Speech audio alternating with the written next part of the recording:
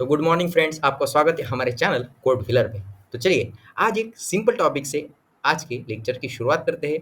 Topic का नाम है स्विच केस। ओके, सो टॉपिक के बारे में जैसे हमने हेडलाइन दी है, why the switch case is faster than conditional statements और इफ और एल्स, या फिर हम टर्नरी ऑपरेटर से भी स्विच फास्ट कैसे काम करता है, इसको आज हम देखने वाले हैं। तो चलिए वीडियो में बढ़ते हैं आगे। तो ये जो आप देख सकते हैं अभी, ये हमारा कंप्लीट हो गया है हमारे प्रीवियस चैप्टर में। ये जो चीज़ है ये क्या है, सिंपल यूजर से इनपुट कैसे लेते हैं, वेरिएबल्स क्या होता है, इनिशियलाइजेशन, डिक्लेरेशन, कंडीशंस क्या होती है, हमने इफ एल्स को ऐसा क्यों लिखा है, इफ एल्स लेटर ही क्यों होता है, इनके बारे में हमने प्रीवियस लेक्चर्स में पढ़ लिया है। अगर आपको ये चीज़ें समझ में नहीं आ रही है क्योंकि आपने प्रीवियस लेक्चर्स नहीं पढ़े, या फिर आपको ये चीज़ें पढ़ने की इच्छा हो, तो सिंपली आप ऊपर दी गई लिंक पे क्लिक करके उन्हें जान सकते हैं। तो चलिए स्विच केस की तरफ बढ़ते हैं और इसको पहले समझ लेते हैं। तो सबसे पहले हमने क्या किया, एक सिंपल नंबर नाम से एक वेरिएबल लिया जिसको हमने जीरो से इनिशियलाइज कर दिया। ओके, उसके बाद यूजर को अंडरस्टैंड होने के लिए एक मैसेज जो कि प्रिंटफ में हमने लिखा है। उसके बाद यूजर से इनपुट लेने के लिए हमने स्कैनएफ का यूज किया है, percent d as a format specifier. Okay, m percent उस एड्रेस पे डेटा स्टोर होना चाहिए उसके लिए, और किस एड्रेस पे स्टोर होना चाहिए वो भी तो पता चलना चाहिए, इसलिए हमने नंबर एक वेरिएबल लिया है।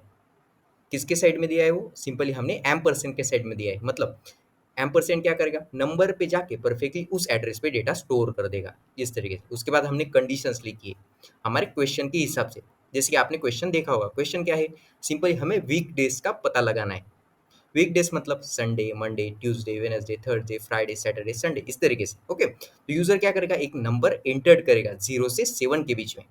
ओके, और अगर यूजर ने एक नंबर, समझिए यूजर ने एक नंबर एंटर किया तो उसे क्या दिखना चाहिए, सिंपल उसे मंडे एज एन इनपुट दिखना चाहिए। तो हम इसे कैसे हैंडल करेंगे, तो चलिए इसे जान लेते हैं। तो सिंपली हमने पहली कंडीशन लिखी, number is equal to zero. Simply हमने इक्वल टू ऑपरेटर का यूज कर लिया, और अगर यूजर ने zero number as an input दिया तो उसको संडे दिखना चाहिए। उसी तरीके से हमने बाकी की कंडीशंस भी लिख ली using the if else ladder. अगर आपको इफ एल्स लैडर या फिर नेस्टेड इफ एल्स इनके बारे में नहीं पता है, सिंपली ऊपर दी गई लिंक पे क्लिक करके आप उन्हें जान सकते हैं। तो ये जो सिंटैक्स है, सिंपली हमने इफ एल्स लैडर का यूज करके लिखा है। तो इस तरीके से हमने इफ एल्स से सिंटैक्स लिखा। बट जैसे हमने क्वेश्चन में कहा है, इफ एल्स इज स्लोअर और switch case is faster than if else और टर्नरी ऑपरेटर, कैसे, तो चलिए इससे जान लेते हैं। तो स्विच केस का सिंटैक्स सबसे पहले देख लेते हैं। स्विच केस के सिंटैक्स में सबसे पहले स्विच नाम का कीवर्ड। तो स्पेलिंग क्या है स्विच की, टेंशन ना ले, स्पेलिंग हमें पता है। ओके, तो स्विच की स्पेलिंग या फिर स्विच के सिंटैक्स में सबसे पहले स्विच का कीवर्ड, मतलब वो एक फंक्शन है। फंक्शन क्या है इसे भी हम जानेंगे, सो डोंट वरी। तो स्विच केस, ओके, सबसे पहले स्विच इस तरीके से लिख लेना है, और इन ये जो ब्रैकेट्स है इनमें हमें एक कंडीशन देनी है। मतलब सिर्फ नंबर हम इस तरीके से लिख सकते हैं, या फिर एक कंडीशन भी इसमें दे सकते हैं। उसके बाद ओपन और closing round parenthesis, round parenthesis, no sorry, not a round parenthesis, curly brace. Okay, open और क्लोजिंग कर्ली ब्रेसेस, और इनके बीच में हमें केसेस देने हैं। केसेस मतलब अगर यूजर ने नंबर 1 पुट किया तो क्या होना चाहिए, यूजर ने नंबर 2 पुट किया तो क्या होना चाहिए, इस तरीके से। तो केस, तो केस क्या है, सिंपली यूजर अगर जीरो इनपुट दे तो क्या होना चाहिए, इसके लिए केस जीरो। ओके, उसके बाद हमें कोलन का यूज करना है, और उसके बाद केस देनी है। मतलब क्या करना है हमें जीरो के इनपुट पर, तो जीरो के इनपुट पे हमें simply Sunday as an print करना है। तो हम इसे यहाँ पे कॉपी पेस्ट कर देते हैं। ओके, इस तरीके से केस 1, केस 2, केस 3, केस 4 हम लिख लेते हैं, और जल्दी से आपको मिलते हैं।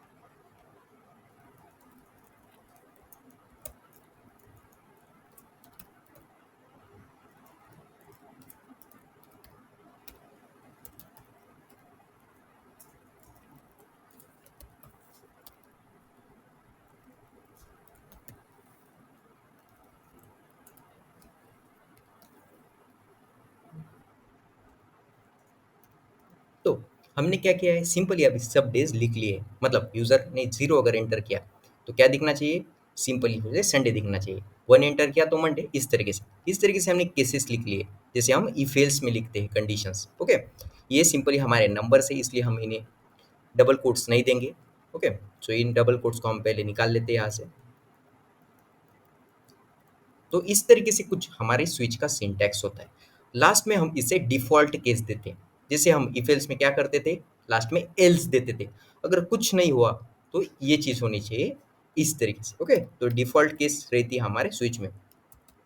तो डिफ़ॉल्ट आ गया, तो डिफ़ॉल्ट में हम कहेंगे कि this is not a correct day, या फिर in this number there is no day is present. Okay, इस तरीके से हम कहेंगे। Enter number is not present. इस तरीके से हमने कुछ एक यूज़र फ्रेंडली मैसेज यूज़र को शो कर दिया। तो कैसे ये स्विच केस आखिर फास्ट हमारे इफ एल्स, इसे समझ लें। समझिए, अगर हमने इनका एग्जीक्यूशन फ्लो अगर देखा, तो इफ एल्स में क्या होता है, सिंपल यूज़र स्कैन ऐप से इनपुट लेगा। उसके बाद समझिए, यूज़र ने, अगर हम एग्जांपल में समझे कि यूज़र ने 5 एज एन इनपुट लिया है।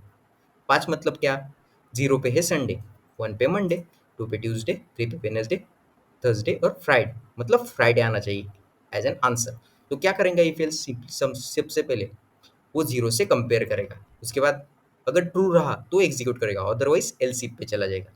मतलब number is equal to 1, false फिर से। उसके बाद नंबर इज इक्वल टू 2 को कंपेयर करेगा। उसके बाद नंबर इज इक्वल टू 3 को, 4 को, और इसी तरीके से जब तक उसका इनपुट, मतलब यूजर का इनपुट मैच नहीं हो जाता, तब तक वो क्या करेगा, कंपेयर करता रहेगा हर एक स्टेज पे। मतलब 0 से, 1 से, 2 से, 3 से, और 5 पे मैच होने के बाद वो प्रिंट कर देगा simply Friday, enter number is a Friday. तो ये क्या हो गया, ये हमारा जो कोड है इसका टाइम लिमिट बढ़ा देता है एग्जीक्यूशन करने का। ओके, तो इसी वजह से हम इफ एल्स की जगह स्विच का भी यूज़ कर सकते हैं थोड़ा फास्टर एग्जीक्यूशन के लिए। कैसे, तो चलिए समझ लेते हैं। तो इफ एल्स कैसे एक लैडर की तरह काम करता है, मतलब पहले से कंपेयर, दूसरे से कंपेयर, तीसरे से कंपेयर, इस तरीके से। तो स्विच केस ऐसा नहीं करता। वो क्या करता है, सिंपली अगर समझिए यूजर ने नंबर एंटर किया 5, तो वो क्या करेगा, सिंपली डायरेक्ट उस नंबर पे जाएगा, मतलब उस नंबर पे जंप करेगा और उसको एग्जीक्यूट कर देगा। ओके, इस तरीके से। और स्विच केस में और एक चीज़ होती है क्या, इसे हम डायरेक्ट प्रैक्टिकली जानेंगे। ओके, सो वीडियो में बने रहे। तो अगर समझिए यूज़र ने नंबर 5 इनपुट किया, तो स्विच केस में क्या होगा, वो ऐसे नहीं करेगा कि पहले 0 देख लूँ, 1 देख लूँ, 2 देख लूँ, 3 देख लूँ, ऐसे नहीं। डायरेक्ट वो 5 पे जंप करेगा और डायरेक्ट 5 को एग्जीक्यूट कर देगा। मतलब समझिए यहाँ पे अगर 5 आया, तो वो क्या करेगा, वो डायरेक्ट 5 नंबर के केस पे जाएगा और वहाँ पे जो भी एग्जीक्यूशन के लिए होगा उसको एग्जीक्यूट कर देगा। तो चलिए, हमारे कहने के अनुसार हमारा जो इनपुट है, या फिर समझिए यूज़र जो इनपुट देने वाला है, वो और स्विच केस परफेक्ट वर्किंग करते हैं क्या नहीं, उसे हम देख लेते हैं। तो इसको कर देते हैं एग्जीक्यूट। सबसे पहले इन्हें कर देते हैं हम इस तरीके से कमेंट्स, अब इवेल्स को। ये तो दो दो आउटपुट हमें दिखेंगे, इसलिए तो आउटपुट देखने के लिए सिंपली हमने कर दिया है टर्मिनल को ओपन, या फिर कंसोल को ओपन। तो यूजर ने समझिए 5 एज एन इनपुट दिया, तो आप देख सकते हो अब क्या हुआ, enter number shows day Friday, enter number shows Saturday, enter number is not present. अरे हमें तो 3 पिन एज एन आउटपुट आ रहा है, मतलब हमने कहीं पे गड़बड़ की है हमारे स्विच केस में। यस फ्रेंड्स, हमने गड़बड़ की है, बट कहाँ पे, तो जैसे हम स्विच कहते हैं, तो स्विच को हमें खुद से ही बंद करना पड़ता है। तो इसी तरीके से हमारे स्विच केस में एक ब्रेक नाम का कीवर्ड होता है, जिसे हम कंट्रोल स्टेटमेंट्स में आगे देखने वाले थे, बट उसका यूज़ हमें पहले ही आ गया है, तो इसे अभी देख लेते हैं। ओके, तो जैसे हम स्विचेस को क्या करते हैं, ऑन और ऑफ दो ही चीज़ कर सकते हैं हमारे स्विच के साथ। तो जब हम लिखते हैं केस और उसको एक फॉलोइंग इनपुट देते हैं, मतलब इस तरीके से केस और जीरो। ओके, तो वो क्या करता है, सिंपली उस केस को मैच होने के बाद उसके बाद का सब कुछ एग्जीक्यूट कर देता है। बट अगर हमने स्विच को क्लोज नहीं किया, अगर हम फैन का एग्जांपल लें, हमने फैन शुरू कर दिया, तो हमें खुद से उसे बंद करना पड़ेगा, या फिर लाइट जाने के बाद ही वो बंद होगा। ओके, तो उसी तरीके से स्विच केस में होता है, अगर हमने किसी केस को स्टार्ट किया तो उसे हमें एंड करना पड़ता है हमारे खुद के ओर से, मतलब हमें ब्रेक लगाना पड़ता है सिंपली। तो हम यहाँ पे ब्रेक का यूज़ कर लेंगे। नहीं तो क्या होता है, सिंपली जिसको हमने इनपुट डाला है, हमें इसका भी आउटपुट देख लें, जिसको हमने इनपुट डाला है उसके नीचे के सब केस एग्जीक्यूट हो जाएंगे। फिर से एक बार इसे देख लेते हैं और अच्छे से समझ लेते हैं। समझिए यूजर ने 2 इनपुट डाला, तो क्या आएगा आंसर, फिर 0 पे संडे, 1 पे मंडे, 2 पे ट्यूसडे। तो ट्यूसडे, वेडनेसडे, थर्सडे, फ्राइडे, वो सब कुछ एग्जीक्यूट हो जाएगा, देख लेना आप। ओके, तो देखिए Tuesday, Wednesday, Thursday, Friday, Saturday और नॉट यूजर एंटर्ड, कुछ इस तरीके से आउटपुट आएगा। तो इससे हमें अगर रोकना है, परफेक्ट आउटपुट चाहिए, तो सिंपली हमें ब्रेक का यूज़ करना पड़ेगा। तो ब्रेक, ब्रेक, ब्रेक, इसे हम कॉपी करके यहाँ पे पेस्ट कर देते हैं दनादन दन।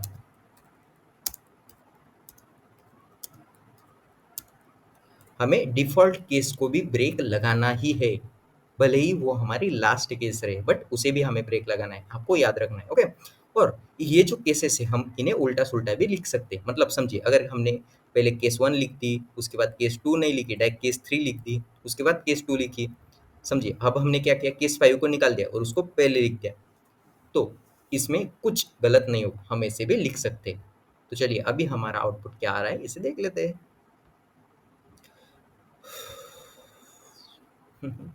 तो देखिए, समझिए, अगर हमने 2 एंटर किया तो क्या आना चाहिए, सिर्फ ट्यूसडे आना चाहिए। तो देख सकते हैं अभी क्या आया, entered number is shows Tuesday.